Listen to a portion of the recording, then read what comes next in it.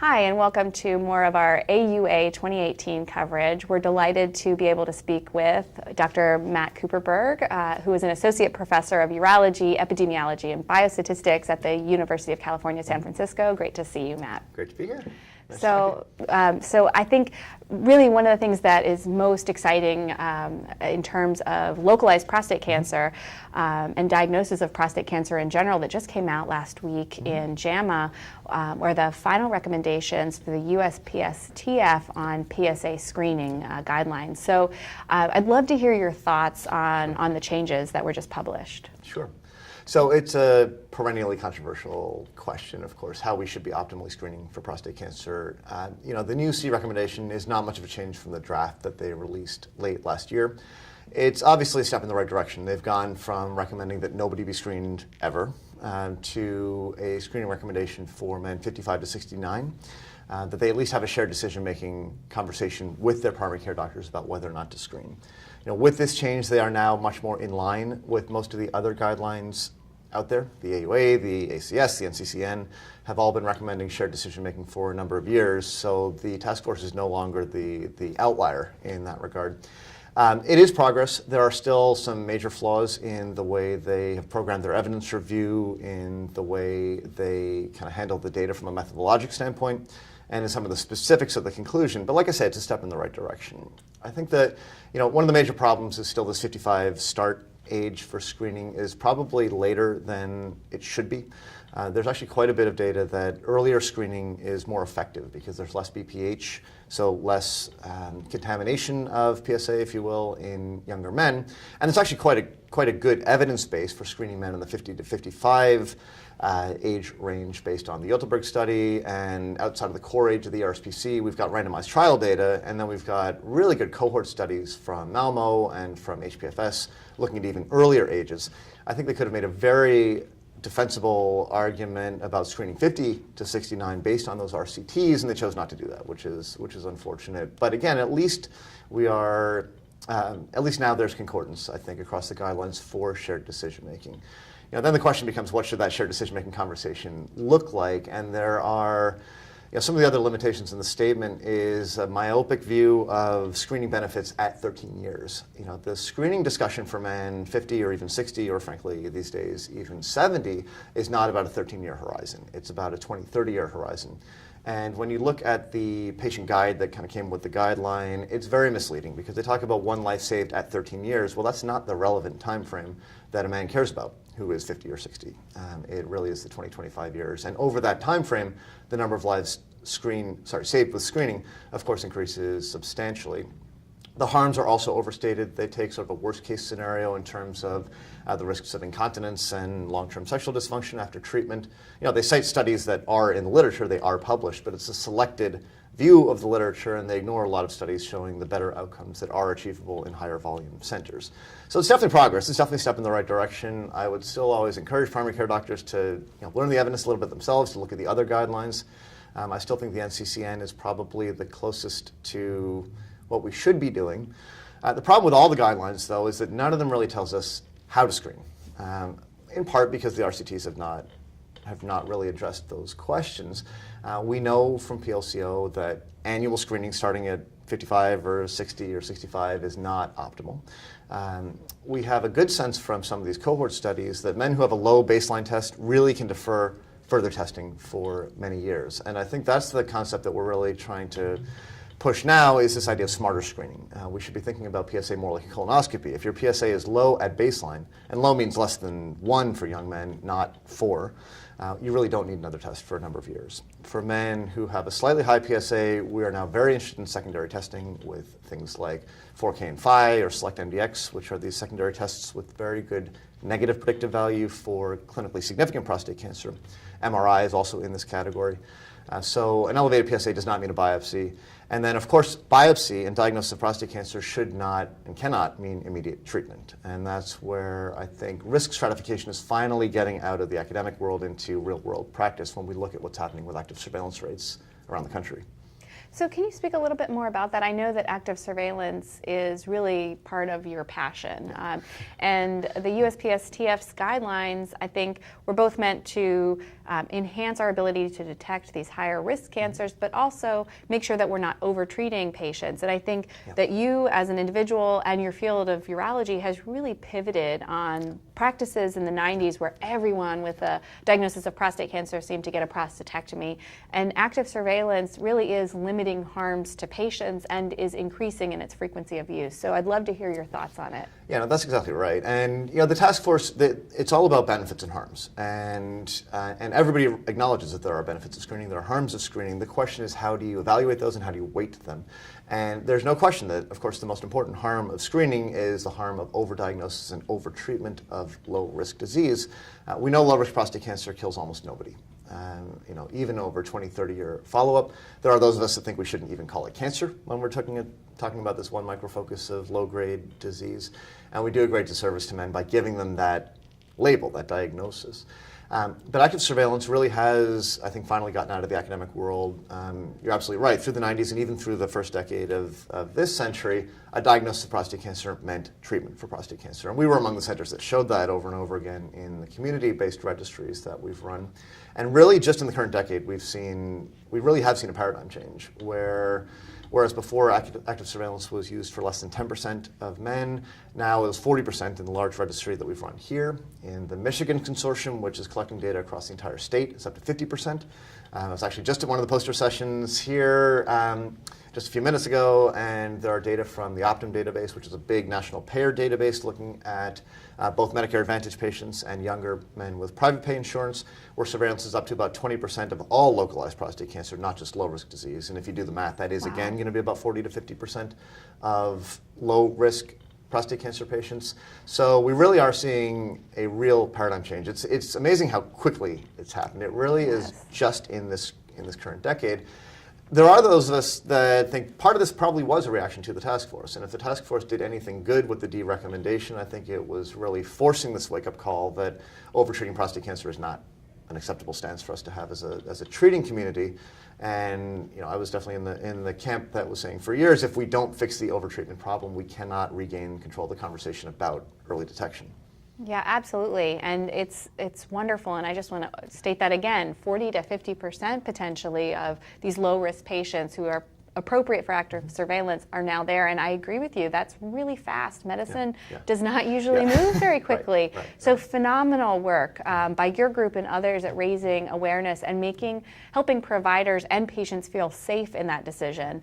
One of the ways that people can feel safe in that decision is to use potentially molecular or genomic data to help risk stratify and help them figure out, is this localized disease one that's going to ultimately be a bad one, or is this maybe a lower risk localized disease? Have you integrated these risk stratification methods into your practice? Yeah, so the short answer is yes. The long answer is it's actually really complicated. How to do that optimally. So what it means to be on active surveillance is evolving quite quickly. First of all, the 40% number is actually still probably quite a bit too low. If you look at Sweden and other places, it's up to 80%. And that's probably where we should be in terms of proportion of low-risk men who at least start on surveillance. But surveillance is not completely benign. It does entail serial biopsies. And the biopsies are a critical part of the surveillance paradigm. If you look at data like those from the Protect trial out of the UK, if you have a monitoring strategy that does not include the biopsies, you will definitely miss progressive cases. And I think that's what the early results from Protect have shown. So there are risks to biopsy, there's discomfort from biopsy, and we're really interested in modulating the surveillance paradigm. So the first question is who should be on surveillance, and then once we get men on surveillance, how can we do it more safely? How can we avoid harm for men who don't need such frequent intervention? And how can we avoid missing cases that actually are going to progress more quickly? So genomics will play a role. I think trying to pinpoint exactly what that role is challenging. We have a number of markers that have now reached the clinical marketplace in the US. There's the Polaris test, the Oncotype, and the Decipher, which are all tissue-based tests. We have blood and urine tests, which are trying to enter the post-diagnosis space.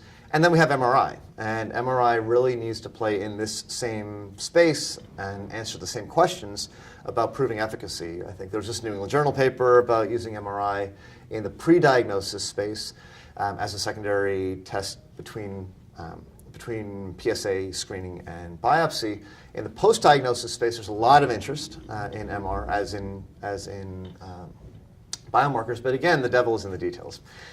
We know that all these tests, the genomics and MR, can improve prognosis. In other words, they can improve on Gleason score, PSA stage, extent of biopsy involvement, maybe even PSA density, in terms of predicting who's going to do badly, who's going to do well. But they have not gotten to the point of being able to really directly guide a clinical decision at the point of care in a way that is easy enough and reproducible enough for the typical patient and typical community urologist to implement in the kind of straightforward, reproducible way that everybody's looking for. And to put it more bluntly, everybody wants a binary test. And the joke I always use is everybody wants a pregnancy test, and if the test turns blue, you take out the prostate. And it's never really going to be that easy, because prostate cancer is not a binary condition, and it's not as easy as low risk versus high risk. It's a continuum of risk. And what the tests tell us is, we know this is not a black or white question, it's a shade of gray. And maybe it tells us a slightly lighter or slightly darker shade of gray, but it can't tell us what to do. At least not yet. None of the tests can quite get to that binary, to the point of a binary answer. So for that reason, I think the way they really get used is still very individualized and very customized. At UCSF, and I think a lot of other academic centers, we're really using them to try to help push the envelope in terms of who is a surveillance candidate. So I think the value is not necessarily there for men who have a low volume Gleason 6 cancer. It's for those who have the higher volume tumors or those with low volume Gleason 3+4s, for whom surveillance is not the obvious decision, but maybe a reasonable decision. I think in those cases, the markers can be very useful as tiebreakers. But the other place I'm really optimistic for markers, and this is where we are just getting studies off the ground now, is can we really use them to modulate surveillance? So if you think about every 100 men that we identify as surveillance candidates, we know that about half of them are going to come to treatment in the first 5 years or so of surveillance. Now, if you break that down further, there's probably 5 to 10% of the men who really have aggressive cancers and should probably go straight to treatment. And this is the rare patient where we can really see clear evidence of progression in that short interval of surveillance.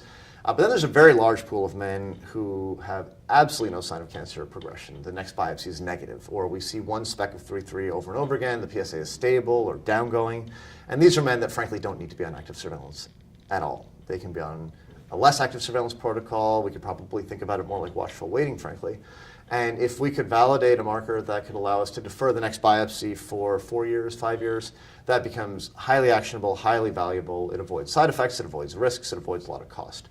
And I do think the markers will help us get to that point in tailoring surveillance. We're not quite there yet in 2018, but the studies that we're launching now, I think will help us get to that point. And I think, just to sort of tie everything together, as we improve our methods of diagnostics or diagnosis, and we improve our understanding and ability to risk stratify patients, we continue to get the right patients onto surveillance and the right patients to active treatment. I think that I'm hopeful that the USPSTF guidelines will evolve with us and will encourage us to actually screen men, because when they are screened, we'll know what to do with the information, and we'll be able to really match the treatment or no treatment with the patient and with his tumor. Well, one would hope. Yes. We need to read the literature to get to that point. But there's still a comment in the task force statement about we can't distinguish indolent from aggressive cancer. It's just ignorant. I mean, never mind the biomarkers. We can risk stratify with 80% accuracy based on stage grade, PSA, extent of biopsy involvement, with a extremely well validated risk stratification tool. The biomarkers are going to help us do even better. But the notion that in 2018, with standard clinical information, we can't tell the rabbits from the turtles, it's just not true. Now, we haven't done a great job applying that information, and we're making progress as a specialty. But yeah, there's a number of steps from, there's obviously changing clinical practice from the standpoint of urologists and radiation oncologists, changing the kind of stance of the task force and the way they program their evidence review is a whole different conversation, because the conclusions that they reach very much reflects the decisions that they make in their original methodologic program planning. So, as they establish what the rules of the road will be for what studies they will include and exclude, those decisions are going to drive their conclusions. And, there's a lot of us that think that they predict the endpoint based on which studies they choose to include and choose to ignore. And hopefully they will continue to engage more and more with experts, with those who have actually been writing the literature on prostate cancer for many years to come up with a better evidence-based guideline. Absolutely. So an evolutionary process, a process Definitely. that will continue, hopefully, to change and grow over time and really meet the needs of our patients. Because at the end of the day, that's what we all wish for, I think. Absolutely. So what are your closing thoughts, your overarching themes to leave the listeners with? Prostate cancer, like all cancers, is a complicated diagnosis, and the devil is really always in the details. And I think the problem is that label carries with it such a psychological impact with patients that for many years we've kind of had an uphill battle from the word go, from the diagnosis, because people hear cancer and they think pancreatic cancer, they think months to live. And I think the first challenge is, or has been, changing that conversation, that just because we've used the word cancer, this is not that conversation. And then the second phase of that conversation is that within prostate cancer, we've got this extraordinary heterogeneity of risk, ranging from life-threatening illness that really needs to be treated aggressively and with a multimodal strategy, to completely indolent, biologically virtually benign, that maybe we should not even label with cancer, and really pinpointing for the patient in a way that he can understand where he lives on that spectrum, or where he is on that spectrum, continues to be a challenge. And I think getting an individual man to the point where he can really understand where he is on the spectrum of risk remains a challenge. And those of us that really eat, sleep, live, and breathe nothing but prostate cancer from a clinical and research standpoint, even for many of us, it takes years to really get to the point where that conversation becomes routine and where we really can guide that conversation reliably. I think in broader practice, it's a big challenge. I think the diagnosis still carries with it this imperative to treat from a psychological standpoint, from a legal defensive standpoint, from a whole set of non-clinical factors that go into that decision. I think we're making a great deal of progress as a specialty in not only getting the message out within our treating community and then to the primary care community, but to the patient community as well. And I think more and more men are kind of aware of active surveillance as an option. I think they're aware of prostate cancer as a not necessarily lethal diagnosis. And I think it's imperative that we all continue to work to really improve the messaging and communicate the messaging to our colleagues in primary care and to men in the broader community.